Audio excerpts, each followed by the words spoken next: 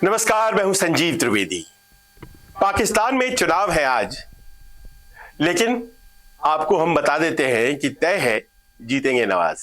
जहां नवाज शरीफ ही जीतेंगे, उनकी पार्टी ही जीतेगी और पाकिस्तान के अगले प्रधानमंत्री नवाज शरीफ होने जा रहे हैं। आप पूछ सकते हैं कि साहब ये क्या माजरा है कि चुनाव तो पाकिस्तान में हो रहे हैं और चुनाव के नतीजे यहां भारत में बताए जा रहे हैं। तो पाकिस्तान की दरअसल कहानी ही ऐसी रही है। पाकिस्तान में लोकतंत्र है उसी तरह से जिस तरह से भारत में है, लेकिन जहां भारत के लोकतंत्र को दुनिया भर में सराहा जाता है और एक उदाहरण की तरह पेश किया जाता है, पाकिस्तान का लोकतंत्र लोकतंत्र सबसे खराब तरीके से कैसे चल सकता है उसकी एक मिसाल की तरह है। वहां के लोकतंत्र पर कौन कौन सी शक्तियां हावी हैं वो तो हम आपको बताएंगे, लेकिन उसके पहले हम आपको बता दें कि ये साहब नवाज शरीफ दरअसल लंदन में निर्वसन की जिंदगी वर्षों जीकर आए हैं। कम से कम 5 साल ये लंदन में रहे। लगातार दुबई और लंदन के बीच इनका आना जाना रहा। आप जानते हैं, व्यापारी हैं पाकिस्तान के, बड़े स्टील व्यापारी, और अपना बिजनेस चलाते रहे। और उसके बाद उनकी पार्टी ने जब चुनाव लड़ा और कुछ सीटें हासिल की और इमरान खान को अपदस्थ किया, तो उनके भाई शहबाज शरीफ प्रधानमंत्री बने। और उसी वक्त लग गया था कि दरअसल जो पीएमएलएन है, यानी कि पाकिस्तान मुस्लिम लीग नून कहा जाता है इनकी पार्टी को, उसकी वापसी तय है। वो एक ऐसा दौर था जब इमरान खान प्रधानमंत्री पाकिस्तान के, उनके संबंध वहां की फौज से खराब होने शुरू हो गए थे। और आप पूछेंगे लोकतंत्र और फौज में क्या संबंध है, क्या रिलेशन है? तो यहां आपको बताना बहुत जरूरी है कि पाकिस्तान में होता वही है जो फौज चाहती है, जो वहां की जुडिशरी चाहती है। और लोकतंत्र पर ये दोनों जो इंस्टीट्यूशंस हैं, ये इस कदर हावी है कि लोकतंत्र आज तक पाकिस्तान में पनप ही नहीं पाया। जब मुल्क को आजादी मिली उसी दशक में याह्या खान जैसे लोगों ने वहां की हुकूमत पर कब्जा किया और वहां के चुने हुए प्रधानमंत्रियों को अपदस्थ किया और शासन किया। यह सिलसिला कभी फौज का आना, कभी फौज द्वारा चुने गए लोकतांत्रिक नुमाइंदे का सामने आना, यह सिलसिला चलता रहा। लेकिन इसकी रेगुलरिटी 70 के दशक के बाद हो गई और उसके बाद तो जैसे तय हो गया कि जिसे भी फौज चुनेगी वही चुनाव जीतेगा। और सबसे बड़ा उदाहरण है जुल्फिकार अली भुट्टो। पाकिस्तान के जुल्फिकार अली भुट्टो पाकिस्तान पीपल्स पार्टी के सरपरस्त, और जब वो चुने गए तो फौज ने उन्हें अपदस्थ किया, प्रधानमंत्री के पद से हटाया कुछ सालों बाद, और जनरल जियाउल हक उन्होंने सत्ता संभाल ली। और वो तब तक सत्ता में रहे जब तक कि उनकी मौत एक एयर क्रैश में नहीं हो गई। और उसके बाद कहा यही जाता है कि लोग आते रहे जाते रहे फौज के ही कहने से, और फौज के ही चुने गए नुमाइंदे थे नवाज शरीफ। जब करगिल का युद्ध हुआ था और फौजी चाहते थे कि करगिल का युद्ध हो, और इसीलिए नवाज शरीफ को कहा गया कि आप युद्ध में जाइए। करगिल में भारत ने धूल चढ़ा दी पाकिस्तान को और ठीकरा नवाज शरीफ पर फोड़ते हुए उन्हें पद से हटा दिया गया। और जनरल परवेज मुशर्रफ, जो उस वक्त के आर्मी चीफ थे, वो बन गए वहां के प्रेसिडेंट। और वो तब तक रहे जब तक कि उनके लिए चीजें बहुत ही ज्यादा अनुकूल थी। लेकिन जब उन्हें लगा कि वहां की आवाम भारत को देखती है और भारत को देख देख करके ये समझती है कि लोकतंत्र तो कुछ ऐसा होता है, जमहूरियत वो कहते हैं उर्दू में, जमहूरियत में लोगों का विल चलता है, लोगों की बातें होती हैं, लेकिन यहाँ तो फौज की बातें होती हैं।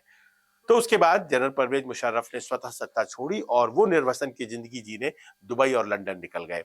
नवाज शरीफ आ गए।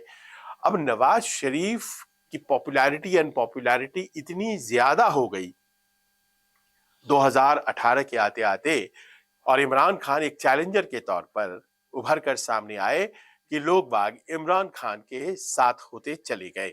Imran Khan farmer cricket star और अपनी बिंदास छवि के लिए जाने जाते थे, सोशल वर्क में इन्वॉल्व थे, कैंसर हॉस्पिटल बनाया था उन्होंने, और उन्होंने राजनीति में पदार्पण किसी दल के जरिए नहीं किया बल्कि अपना दल बनाया, पाकिस्तान तहरीक-ए-इंसाफ। ये दूसरा बड़ा दल, पहला दल पाकिस्तान पीपल्स पार्टी और दूसरा ये पाकिस्तान तहरीक-ए-इंसाफ। और पाकिस्तान तहरीक-ए-इंसाफ वो दल था जिसे बनाने के बाद इमरान खान राजनीति में आए और अपनी जो छवि थी एक क्रिकेट स्टार के तौर पर उसे भुनाते हुए उन्होंने एक चैलेंजर के तौर पर नवाज शरीफ के सामने अपना कद बनाया। 2018 के जब चुनाव हुए तो इमरान खान को बहुत अच्छी सफलता नहीं मिली, अपेक्षा ज्यादा थी, लेकिन उतनी सफलता जब नहीं मिली तो आर्मी ने स्टेप इन किया और इमरान खान को मदद दिलाई और ऐसे ऐसे दलों से जिसे पालती है वहां की फौज, और उन्हें बहुमत दिलाया। इमरान खान चहेते फौज के और वो शासन करने लगे, लेकिन इमरान खान अपने आप को बहुत ही खुला कप्तान की हैसियत से पाते थे, फैसले लेते थे क्रिकेट फील्ड पर, और उसी तरह के फैसले वो चाहते थे कि गवर्नेंस में भी नहीं, पाकिस्तान की हुकूमत चलाने में भी, और ऐसा हो नहीं पाया और फौज ने उन्हें बेदखल करना शुरू कर दिया। और साल भर पहले की बात है, आपको याद होगा, उनकी सत्ता चली गई और उस वक्त पाकिस्तान मुस्लिम लीग, नवाज, ये तीसरी अहम पार्टी वहां की, उसने सत्ता संभाला। नवाज शरीफ की पार्टी, नवाज शरीफ तो लंदन में थे, नवाज शरीफ की पार्टी ने संभाली सत्ता और शहबाज शरीफ प्रधानमंत्री बने। नवाज शरीफ लंदन में क्यों थे? क्योंकि जिस तरह से मुशर्रफ चले गए थे बाहर, जिस तरह से दूसरे नेता चले जाया करते थे बाहर, उसी प्रकार फिर से नवाज शरीफ बाहर चले गए थे, लंदन रहे, और उनकी पार्टी ने जब सत्ता संभाली तो पहला काम किया कि जितने भी मामले उनके खिलाफ थे करप्शन के, धीरे धीरे उसे खत्म किया और आज वो चुनाव लड़ने लायक है। नेशनल असेंबली सीट नंबर 130 से वो कंटेस्ट कर रहे हैं, वो भारी बहुमत से जीतेंगे और देश के प्रधानमंत्री बनेंगे, हम आपको अभी से बता दे रहे हैं। अब आप पूछेंगे इमरान खान का क्या होगा? इमरान खान जेल में है और जेल में ही फिलहाल रहेंगे। उन्हें ऑफर दिया गया है कि साहब अब ऐसा है कि आप भी निर्वासन में बाहर चले जाइए, दुबई, लंदन, कहीं भी रह लीजिए, आपके तो कई ठिकाने हैं, लेकिन वो अड़ गए हैं क्योंकि उन्हें पता है कि पाकिस्तान की आवाम, वहां के लोग दुनिया भर में जिस तरह से लोकतंत्र एक आकार ले रहा है उसको देखकर बहुत ही दुखी हैं। उन्हें लगता है कि आखिरकार पाकिस्तान में ऐसा क्यों नहीं हो सकता है।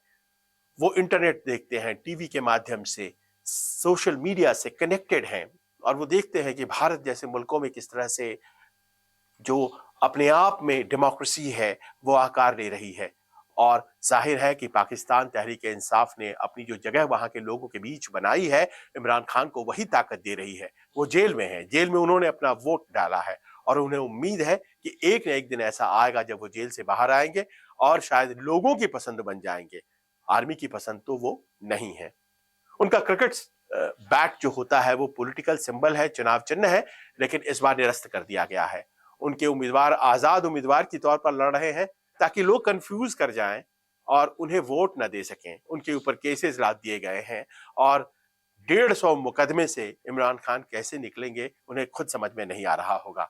बहरहाल चुनावी नतीजे 12 करोड़ वोटर जो वोट्स देंगे उनके आपको आज रात तक ही पता लग जाएंगे आधिकारिक रूप से। बता तो हमने आपको अभी से दिया है और ये सब कुछ इसीलिए क्योंकि इलेक्शन रिग्ड होता है, वहां पर जो वोटिंग होती है उसके भी कोई खास मायने होते नहीं है। बड़ी स्लो वोटिंग हो रही है, उस वोटिंग में कोई मतलब नहीं है क्योंकि पहले से जब जीतने वाला तय है। 590 सीटें हैं प्रोविंशियल असेंबलीज, वहां जो 4 हैं, पंजाब और बलूचिस्तान, खैबर पख्तूनख्वा और सिंध, इन 4 प्रोविंसेस के यानी कि वहां के विधानसभाओं के चुनाव भी हैं और फिर वहां की जो लोकसभा यानी कि नेशनल असेंबली है उसके भी चुनाव हो रहे हैं और नेशनल असेंबली के नतीजे करीब करीब तय हैं। राज्यों में लोग बाग शायद चुन ले अपनी सरकारें, लेकिन देश की सरकार फौज वहां बनाती है।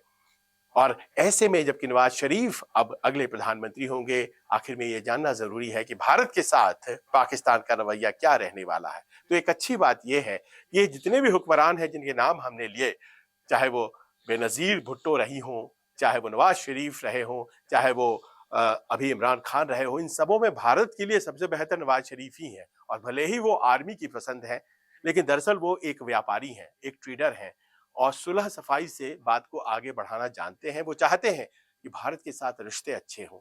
उन्होंने पिछले दिनों इस बात को एक्नॉलेज भी किया था कि भारत कितनी तेजी से प्रगति कर रहा है और भारत दुनिया के उन मुल्कों में शुमार हो गया है जो अग्रणी मुल्क कहलाते हैं। और ऐसे में भारत के प्रति उनका जो एक रवैया है वो भारत पाकिस्तान के रिश्तों में थोड़ी नरमी लाएगा, ये उम्मीद की जा सकती है। आपको ये वीडियो कैसा लगा हमें कमेंट्स करके जरूर बताइए। नमस्कार।